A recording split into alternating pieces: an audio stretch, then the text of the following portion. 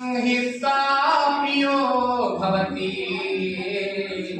क्रोधं हित्वा न शोचति कामं हित्वा अर्थवान् भवति लोभं हित्वा सुखी भवति। युधिष्ठिर अभी अच्छे से कहता है, क्या कहता है कि मानव हित्वा प्रियो भवति, मान अर्थात अहंकार को त्याग देने से मनुष्य क्या हो जाता है, सबका प्रिय हो जाता है। जब हमारे अंदर अहंकार नहीं होता है तो हम सभी के प्रिय हो जाते हैं, सभी को अपना समझते हैं तो हम सभी के प्रिय रहते हैं। लेकिन जब वही हम किसी को अपना नहीं समझते हैं, अर्थात अहम की भावना आ जाती है, अर्थात हम श्रेष्ठ अपने आप को मानने लगते हैं, तो क्या होता है, तो हमारे अंदर अहंकार होता है, किसी के प्रिय नहीं रह जाते, सभी से ईर्षा की निगाहों से देखे जाते हैं। और कहते हैं क्रोधम हित्वा न सोचिए, और कहते हैं यदि क्रोध को त्याग दिया जाए तो व्यक्ति कभी भी शोक को नहीं प्राप्त होगा, अर्थात तो दुखी नहीं होगा।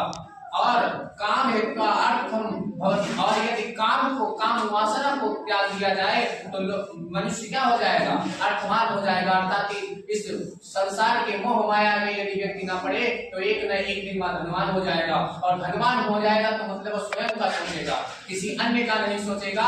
और लोभम हित्वा सुखी भव, और यदि व्यक्ति लोभ को समाप्त कर देता है, लोभ को छोड़ देता है, अर्थात क्या करता है, लालच नहीं करता, तो वह सुखी होता है। सुखी का एक ही सुखी इसलिए हो जाता है क्योंकि वह किसी चीज की चाहत नहीं करता, और जब किसी चीज का कोई चाहत नहीं करता, जिस चीज को वह पाता है उसी में संतुष्ट होता है, तो वह क्या हो जाता है, सुखी हो जाता है। अर्थात एक बार अपना लक्ष्य युधिष्ठिर जो होता है अपनी वाणी को विराम देता है और वह जल को प्राप्त करके फिर वापस आता है।